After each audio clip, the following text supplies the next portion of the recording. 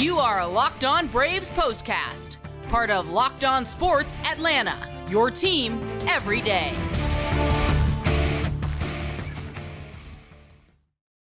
And welcome into the Braves postcast by the Locked On Podcast Network, your team every day. Grant McAuley and Jake Mastroianni with you after a much better night of baseball for the Braves, a much-needed night of baseball for the Braves. They snap a 3-game slide to get back in the win column, and they do so pretty convincingly over the Cincinnati Reds and put themselves in position to win a series. And when we're talking about every day, every game being must-win, well, then obviously every series is a must-win from here on out because there aren't very many of them left, 4, including the Cincinnati one. We're going to get into all of that, what happened in this game, what made it possible, and, of course, get you set up for the finale on Thursday afternoon. But hit that thumbs up button, subscribe to Locked On Sports Atlanta on YouTube, and subscribe to Locked On Braves wherever you get your podcast. Today's episode is brought to you by Game Time.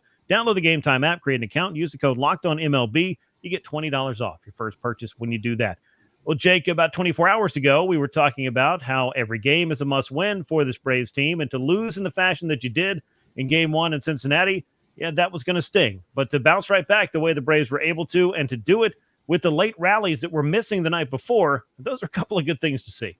Yeah, kind of opposite in this game to last one. Last night you scored early and then couldn't get anything late. This one you got a slow start, but then able to pound on late. But you got Spencer Schwellenbach on the mound of this one too, and that certainly helped the Braves kind of bounce back, get the win that they absolutely had to have. Yeah, and they did put together those late rallies, and it wasn't really until Spencer Schwellenbach was done in this game, and the Braves were able to, all of a sudden, power up. And who was in the middle of it? Well, Marcell Ozuna, a guy that hadn't powered up the way that he is used to in 26 games, a homerless drought that he was able to break in the 7th inning. It got Atlanta started in that 3-run frame. They added a few more to win it, a 7-1 final score there. Gio Urshela, a couple of big hits and some RBIs, including a 2-out one we'll get to in a moment. But Jake, it had been a minute since we've been talking about Marcell Ozuna doing the things that he had done so well all season long, really dating back to last year, and that's hit home runs and drive-in runs, and he picked a pretty good time to get back in those columns.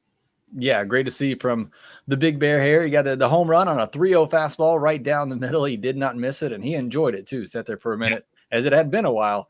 But a big game from him. And look, it's not like he just hasn't been doing anything. He's obviously still had that batting average over 300. I mean, he's been getting his hits. It's just the power, which is what you're really wanting from him. And obviously Matt Olson behind him as well. You're looking for that big power from those two guys. So, and that's been absent, obviously not helping a lineup that is struggling to score, get on the board. So good to see that. Hopefully it's going to be a hot streak for him down the stretch, get him going once again. You know, he's flirting with that Triple Crown there for a while, and then kind of wanted this power outage, but big home run for him and really sparked that inning there for the Atlanta Braves to get on the board. And again, hopefully this sparks him and the offense the rest of the way.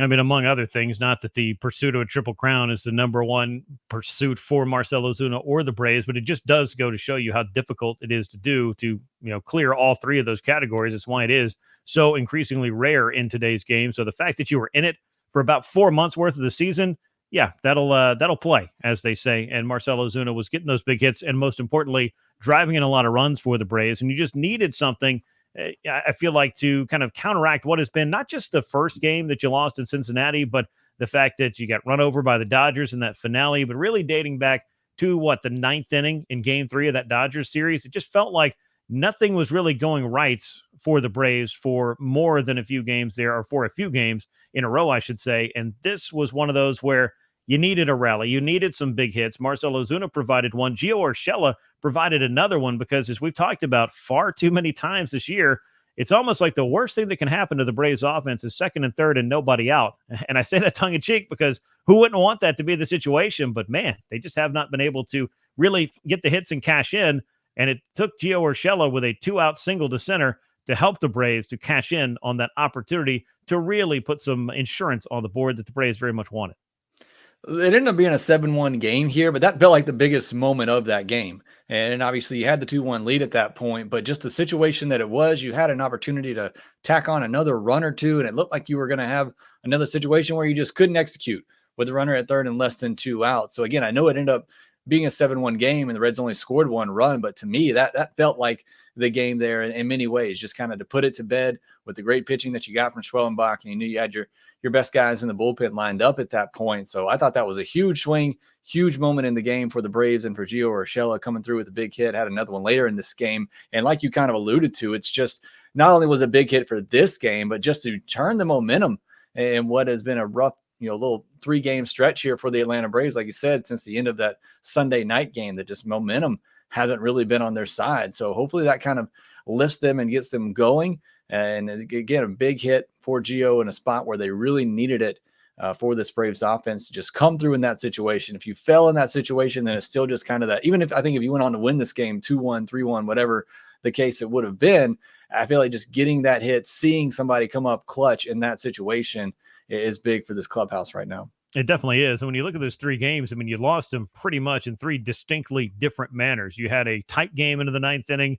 Things got away from them. There's a bullpen meltdown. The next day, you just can't score. You get shut out. You lose a lopsided game. The day after that, you grab an early lead. Things are looking good. Then it slips away late. So it was good to see the Braves bounce back in any fashion that they could, because you'll take a win in any which way, shape, or form that it comes in these days. And Spencer Schwellenbach was a big part of that, as he did quite well for himself, unscored upon until the 6th inning. We talked about the Braves answering that once it was tied up as a 1-1 game when Spencer Schwellenbach was done. But we'll get much more into everything that he has done on the course of the season, and of course that he did on this night. But I mean, Jake, I feel like this was one of the little X factors. It's a little bit different about the first game of the series. And the second is you've got the bona fide starter that you can really count on to get you what you feel like is going to be a solid 6 innings, because Spencer Schwellenbach has been delivering that time and time again.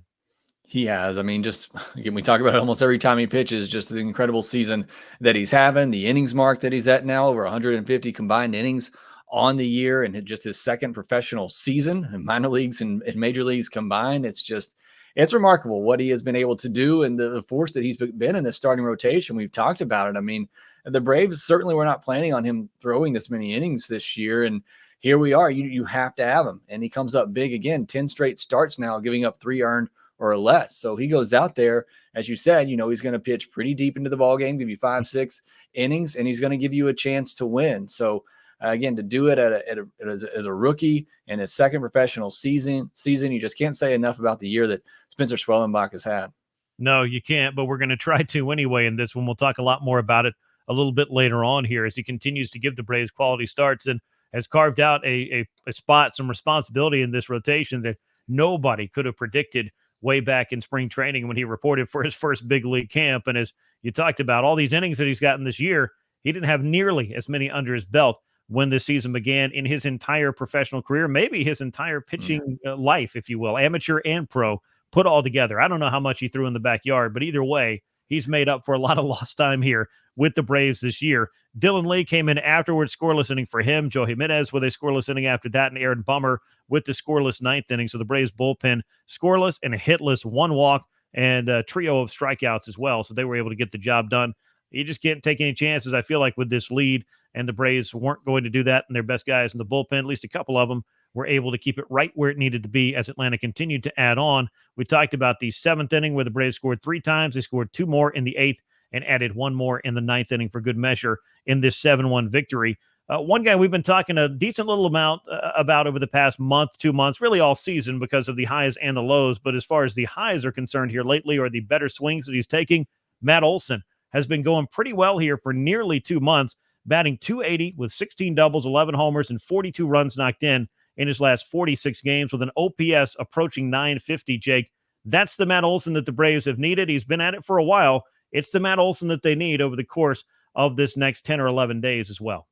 He's been great in the second half of the season, and really it hasn't been a great season for him overall, obviously, but you take out just that terrible month of July that he had, and the numbers obviously look much better. You can't do that. You got to play the whole season and count it all, but certainly that was just a disastrous month for him for whatever reason, but he's turned it on since then. He's been the Matt Olson that the Braves need, getting those extra base hits, driving in runs. And again, you need those 2 guys. We talked about it with all the injuries. You have to have Ozuna and Olson producing and coming up in big spots. Look at the first run that was scored tonight. It's an Ozuna hit followed by a Matt Olson hit. And these guys tonight, combined for 5 hits. So you got to have those 2 guys. If this offense is going to do anything, it's going to be because those 2 guys, for the most part, are coming through with big hits, extra base hits. So good to see both of them doing it on the same night. And like you said, Matt Olson been doing it for a while now. Yeah, no, he's been at it for a minute, and it's good to see the course correction because that month of July just kind of had to make Matt Olson, among other people, wonder, is he ever going to be able to turn this thing around? But as you hear from a lot of players, you can slice it and dice it every which way you want to in the film room. You can spend an unlimited amount of time in the cage, or at least as much as you can or want to. Sometimes you just have to flip the switch and just simplify things. And I think that's a lot of what has led to his success over the past couple of months as well.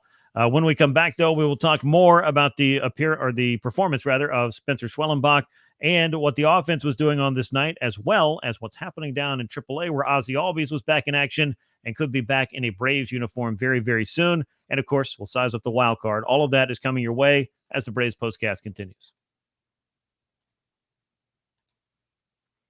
You've heard us talk a lot about FanDuel, America's #1 sports book, and we have something a little bit different for you today. Now through September 22nd, all FanDuel customers can bet $5 and get a free 3-week trial of NFL Sunday Ticket from YouTube and YouTube TV. With a YouTube TV base plan, you'll be able to watch every regular season Sunday afternoon out-of-market game. All you need is a Google account and a current form of payment, and you can cancel anytime. Just visit FanDuel.com/lockedon to download America's #1 sportsbook today. Let me tell you about the best way to buy tickets to virtually any and everything. That's Game Time. And Game Time has a new feature called Game Time Picks that makes getting tickets to your favorite live events even easier. Game Time Picks filters out all the fluff and shows you only incredible deals on great seats so you don't have to waste time searching through thousands of tickets.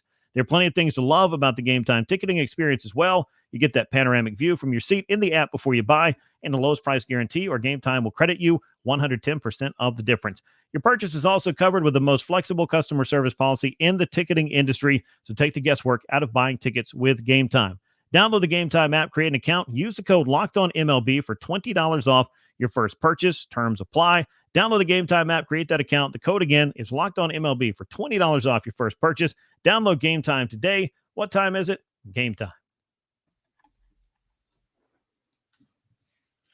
Well, let's take a look at the line score and the box score from this one. A much better one than we've seen in recent days, that's for sure. Braves picking up their 82nd win of the year. They're now 82-70 on the season. 7 runs, 10 hits, no errors, just 4 men left on base for the Braves. That's a much more manageable number. For the Reds, a run on 5 hits, 1 error. They left 7 on base. Cincinnati is now 74-79 on the year. Schwellenbach is the winner, now 7-7 as he tossed 6 innings of 1-run ball. We'll get into that in a moment. Santillan picked up the loss, allowing those 3 runs in the 7th inning, and there was no save in this game, which lasted just 2 hours and 20 minutes up at Great American Ballpark. Let's talk a bit about what was happening with Spencer Schwellenbach, which was a bunch of good stuff in this one. And I know we've talked a lot about the innings that he's throwing and has thrown, and we'll get into that a little bit more, but what you needed out of him was just another quality start, and he delivered big time. 6 innings, 1 run, 5 hits, couple of walks, 5 strikeouts, and a hit batsman. But, Jake, as we've talked about all summer long, seemingly, this rookie has been one of the best stories of the year for the Braves. He delivered yet again, and his 10th consecutive start, allowing 3 earned runs or less. That's another little caveat, another little stat that's just kind of woven into exactly what he has been for the Braves, which is, in a word, dependable. Yeah, he has been. And look, in a season, look, there's no way to sugarcoat it. It's been hard to watch this Braves team a lot this year. You've taken a lot of the excitement out of it when you lose a Ronald Acuna Jr. and Ozzie Albies and Austin Riley, Michael Harris, on and down and down. Spencer Strider in the first 2 weeks of the season. There's been a lot of excitement taken out of this Braves team, but one guy that has certainly delivered that this year that I think a lot of Braves fans are going to look back at this season and remember is Spencer Schwellenbach, and just the surprise that he was coming up out of, I don't want to say anywhere. I know a lot of people were high on him, but just nobody thought it would be this soon. Yeah. And certainly not to this level that he's pitched. And it's been fun to watch. Again, like I said, a lot of the fun has been taken out of this Braves team with the guys you're missing, but Schwellenbach has given you that. Obviously, Chris Sale and others as well on the pitching side, but Schwellenbach just that one that, again, you just really didn't see coming. Again, didn't see coming this soon. And it's really fun. I know he's not going to get that Rookie of the Year. There's some other really good rookies in the National League, but I think he'll get some serious votes in consideration, and he certainly should. Oh, yeah. It's been a big season for him, and certainly the Braves have needed every bit of it. It was tough, especially early on. They were trying to find that 5th starter in the rotation, and he just kind of took hold of that and ran with it. I think that's what the Braves were definitely looking for. All these guys that they've tried out in that spot They were just looking for somebody to take hold of it, and he has done it. And you touched on it yesterday. The innings, there's nothing that I have seen that's proven, throwing more innings after a certain year leads to injury. The only thing that concerns me is just fatigue. The guy hasn't thrown this much, hasn't thrown this deep into a season, but 98 miles per hour on the fastball tonight. It was actually up on his yearly average. So, I mean, that's one thing you would look at to see if a guy is maybe getting a little tired. He hasn't really shown that yet. No, he hasn't. We talked about this. That was my next point, was over 150 innings for the season as of the second inning in this start. And obviously he breezed on through his 6 innings and had great velocity once again. He's added pitches to his arsenal, which is also an impressive part about what he's done and really how he's done it. And he's an important part of Atlanta's season, playoff push. And beyond that, I think at this point, it's pretty safe to say that the Braves feel pretty confident in this young kid's ability to help them compete and contend both of those and really compete on an everyday basis, or every 5th day, if we want to just call it that. So whatever the Braves' plans are, not just over the final couple of weeks, but whatever they could make happen in October, I would think you'd have to factor Spencer Schwellenbach into that. And of course, he has also carved himself out, I think, quite a foothold on a spot in the rotation in 2025 and beyond. Yeah, he has. And look, that was a huge question coming into this season, too. You knew the potential of losing a Max Fried and a Charlie Morton after this year. And a lot of questions. What is the rotation going to look like beyond 2024? And Schwellenbach has certainly answered one of those questions. Chris Sale, Ronaldo Lopez, too. So things are looking much better in 2025. I know we're not done here yet in 2024, but again, that was one of the big questions you had coming into the season, is what is the rotation going to look like? And you got several answers for that now. You definitely have, and we'll see what that shakes out like and what the winter looks like for the Braves, because I don't know too many people that had Chris Sale on the list of things that the Braves were going to bring in last winter, or Ronaldo Lopez for that matter. So you just never know how it could all work out. Braves offense relatively quiet over the first 6 innings. They grabbed the 1-0 lead in the top of the 4th inning on the Matt Olson RBI, and then it was the 7th inning. Marcell Ozuna with the go-ahead home run. Big 2-run, 2-out single with the bases loaded from Gio Urshela. Then a couple of more runs get knocked in the 8th, another in the 9th, as the Braves proceeded to add on and lengthen their lead just a bit. We talked about Marcell Ozuna's home run. It broke a 26-game homerless streak. They said that's his longest since 2018, and also his 100th RBI of the season in this game as well. All of that is good to see and much needed to see Marcell Ozuna back in those 2 columns and back in the midst of the Braves' run-scoring attack on a 3-hit night with 2 runs knocked in and 2 runs scored for him. He's been the most consistent Braves hitter all year long, and we talked about it earlier. There's been that homerless streak, but he's still been able to contribute and get on base and get his hits. His OPS still up over 942, by far the best on this Braves team this year. So he's been that one guy from beginning to end that you could count on. But certainly you want to see that big power from the Big Bear. So good to see that back on display. Now, Jorge Soler in this one was 0 for 3, couple of strikeouts, and obviously right field is just going to be a work in progress with him. There were a couple of plays again in tonight's game that I feel like you have to accept that in hopes that the bat will get going. It was quiet tonight, but this past week for him, Jake, has been an important one to get himself on track. We're starting to see the power. We're starting to see better swings. I know he wasn't really involved in a whole lot here, but I don't know that we talked enough about it over the past couple of days, thanks to all the losses that have been piling up. It's hard to talk about the 1 or 2 guys that are doing well when a lot of guys are having a pretty hard time. But if the Braves can get Marcell Ozuna, Jorge Soler, Matt Olson going, and Michael Harris II is able to figure a few things out, and that Ozzie Albies return is also factored into this, maybe the Braves can all of a sudden find a way to at least click enough so that their pitching can do the job on a pretty regular basis, because that's been the case. The pitching's been there. Can there be just enough offense, just enough consistency?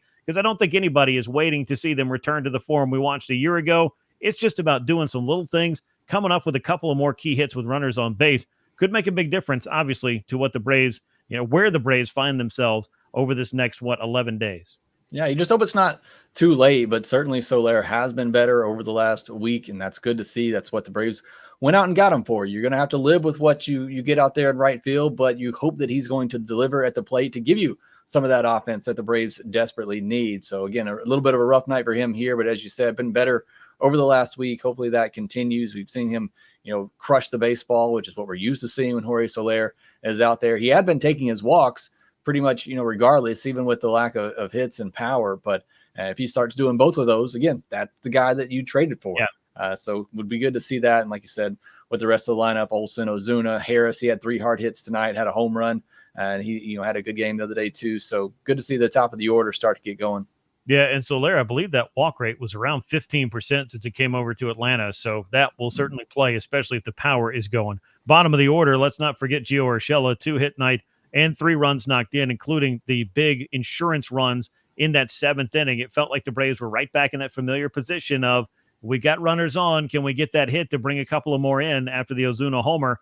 And Gio Urshela answered that in the affirmative as he picked up 3 runs knocked in overall on the night. Obviously, the Harris home run, another one, and Matt Olson got the scoring started with an RBI himself. So that was what was going on with the Atlanta Braves, offensively speaking, in this game. Much better than the night before when they just needed a hit or two like that that could have made all the difference. They found the hits they needed to pick up this win by a 7-1 score. When we come back on the Braves postcast, we will talk a little bit more about the night that was, and of course what needs to happen behind Chris Sale in the finale, which is happening on Thursday afternoon. We'll also take a look at the wild card and a look down at the minor leagues at AAA Gwinnett, where Ozzie Albies was in action yet again and looking pretty good at the plate. That's coming your way next on the Braves postcast. For most of us that like collecting cards, the idea of spending $2,000 or more on high-priced rookies, that's just not in the cards. I love collecting, but it's some serious money to drop. Thanks to slab packs from arenaclub.com, it's now possible to score gem mints for a fraction of the retail price. Every card that I listed was a hit from last week's Arena Club slab pack drop. That included Ellie De La Cruz rookies, Pat Mahomes rookies, and much more. Arena Club is the only repack that provides real value, a complete view of all the possible cards, and clear hit rates for each one. Arena Club slab packs are revolutionizing the repack game with transparency. After your pulls are revealed, they're immediately placed in your showroom for safekeeping, selling, trading, or auction. And the Arena Club grading process is accurate, fast, and transparent, with a full grade rationale provided and an explanation of how your card was scored. Whether you're buying, selling, trading, or displaying, Arena Club is the card collecting platform you have to check out. Right now, you can get 10% off your first slab pack or card purchase by going to arenaclub.com/lockedonmlb and using the code LockedOnMLB. That's arenaclub.com/lockedonmlb. The code is LockedOnMLB for $10 off your first purchase. Let's take a look at what's happening across the league and with regard to the wild card, because that's what we're going to be doing. As if we haven't been doing it enough, we're probably going to be hitting refresh a lot more over the next week and a half. Mets remain 2 games up on Atlanta for the 3rd and final wild card spot after dismantling the Nationals. The Diamondbacks beat the Colorado Rockies, and the Padres and the Astros were also in action today. I believe the Padres picked up the win in that one as well. So Atlanta winning, and all of their cohorts also winning, or all their competition for this wild card spot. And Jake, that's kind of the reality of where it is now, is even though you can control as best you can what you're doing on a given night, you've got a lot of variables here that you're not going to be able to control. And that includes the records of 3 separate teams down the stretch, because there are 3 spots and 4 teams vying for them. And there are going to be some head-to-head battles. We know about the Braves and the Mets, but also Diamondbacks and Padres for the final 3 games of the season. It sounds like this whole thing could come down to the wire. It could. I think for the Braves, the reason you pay attention to the Mets is just because you got 3 head-to-head games left with them. So you do somewhat control your own destiny, at least against them. But the Diamondbacks are the one that may have been struggling the most here as of late. The Mets just continue to, they're taking care of business against a team that they should be. Obviously, they got some harder games up ahead of them. But, look at that Diamondbacks team as well as one that the Braves might be able to catch. But again, because you have those head-to-heads, you still feel like the Braves have everything in their grasp to be able to do what they want to. But as you said, as much as you want to hit that refresh button and check out what those other teams are doing, really the Braves just got to take care of business and do what they need to do. And I think they'll put themselves in a spot to get to the postseason. But obviously you're 2 games back now, and the games are getting less and less. So you got to try to make up some ground here soon. Yeah, you can't give up any more ground, that's for sure. And we've talked a lot about the fact that, there's some games here that you're going to look at lately, including that first one in Cincinnati, and just wonder, is that going to be the one that really comes back to bite you? They all count the same. Losing 1-0 to the White Sox a few months ago is not fun. Losing 2 out of 3 to the White Sox, furthermore, not fun. Not being able to beat the Cincinnati Reds until your 5th try against that team. I know they're competitive. I know they're closer to 500, but yeah, that's just not a great outcome for the Braves when it comes to teams that you should be able to not just be competitive against, but also win some games against. And the Washington Nationals are probably the front runner for the biggest thorn in the side of the Braves this year, as they were able to win the season series by taking 8 of the 13 games head-to-head. So those are some of the factors, and we've talked about them a lot, that the Braves may have to look back on and say, did we do ourselves a disservice there before we were ever really able to get to a head-to-head battle in the position we wanted to get to against the Mets here next week? Ozzie Albies was in action in AAA Gwinnett Game 2 of his rehab assignment. If all goes well, the plan is for him to join the Braves when they head down to Miami to start the 3-game series this weekend. Right-handed hitter against a right-handed pitcher on this night. 2 more hits for him in 5 at-bats, and the Braves would very much like to welcome him back in, but it's going to be interesting to see how exactly they integrate him into the lineup. Hold off on that for just a moment. I'll get to it, but Jake, obviously the boost of getting an Ozzie Albies back, getting any kind of reinforcement right now could mean a lot to this club. It could. We've talked about it. And, even at I don't want to say a hand behind his back, but, he's a guy that's used to being a switch hitter, only being able to swing one way now. And hopefully the Braves face some lefties down the stretch there. But just to get an Ozzie Albies back, he picked up some hits in rehab outings there at AAA. So that's certainly good to see. But he certainly could bring a boost to this team. I think just having that name in the lineup, too, I think gives you a little bit more confidence knowing the track record that he has.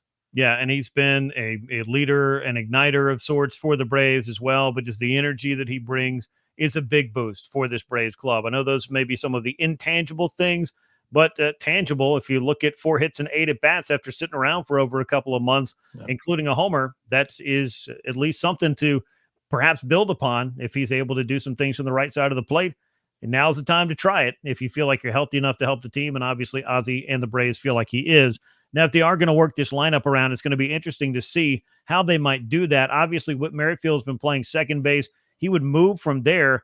He's not really played much shortstop. I wouldn't really look at Whit Merrifield as an option there. Gio Urshela, though, has. So if you're going to make some changes, and I don't expect a whole lot of changes, but, is it Merrifield at third base or Urshela at shortstop? Do you kind of alternate the two of them? Does Orlando Arcia and Gio Urshela start to share shortstop to keep Whit Merrifield in the lineup more? I think it's just going to be interesting for Brian Snitker. Not a ton of games left for this. Obviously, Arcia at the plate has had a really rough year, and it's been no rougher at times than with runners on base. But at shortstop in the field, he's played pretty well there. So I wonder, where are you trading off here? And is it 6 in one hand, half a dozen in the other in the case of some of these moves? Yeah, it's kind of the difficult spot that, Brian Snitker's been put in. Obviously, with all the injuries, you're in a tough spot, but it's almost, do you want to go for the defense? Do you want to go for the offense? This team is kind of built around pitching and defense. So I feel like you put your best defensive players out there, but at the same time, you're doing that and you're not getting any runs. And are the options you're going to put in, are they really huge upgrades offensively? So again, it's a really difficult situation. Whit's been so good to this team, and he's been good in this lineup, although I don't have the numbers in front of me to back it up. I feel like he hasn't been as good since obviously fracturing his foot, as you might imagine. That could hurt him a little bit.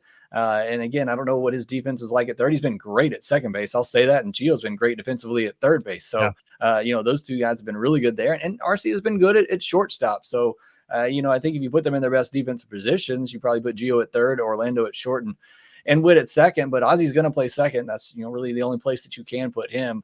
And then we'll see what happens on that left side. Gio Urshela at shortstop.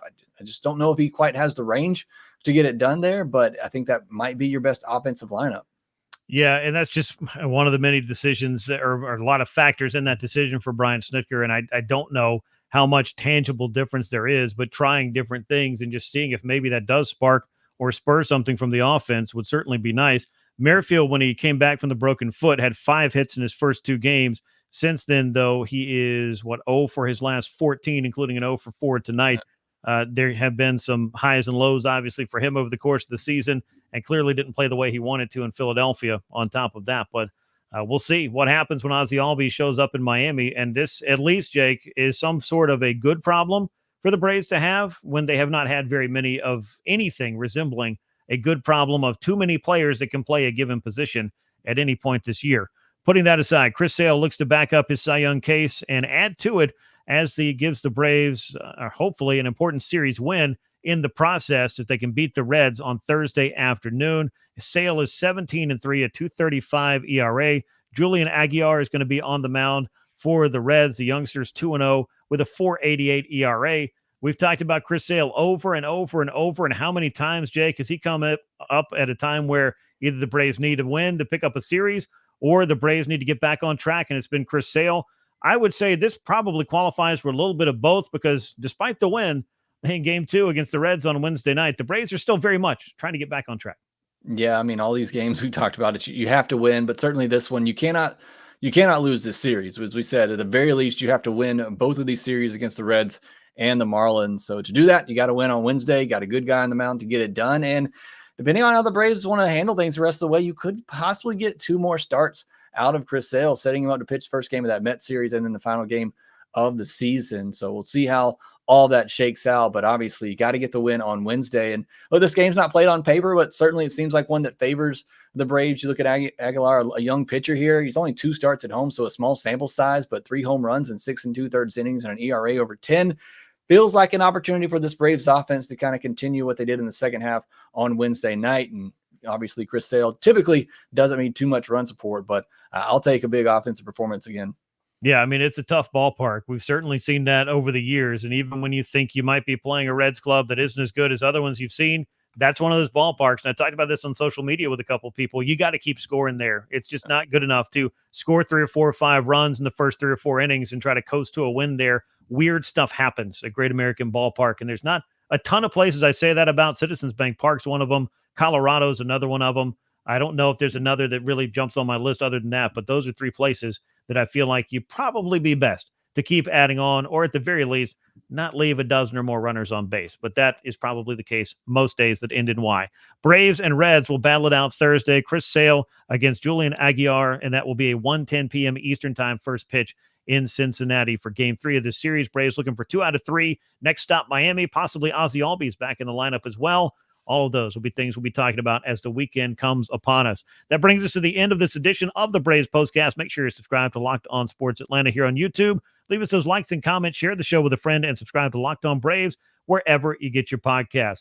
Braves back in the win column. We'll look to take the series behind Chris Sale on Thursday. We'll be back with you after that game. For Jake Mastroianni, I'm Grant McAuley. Until next time, so long, everyone.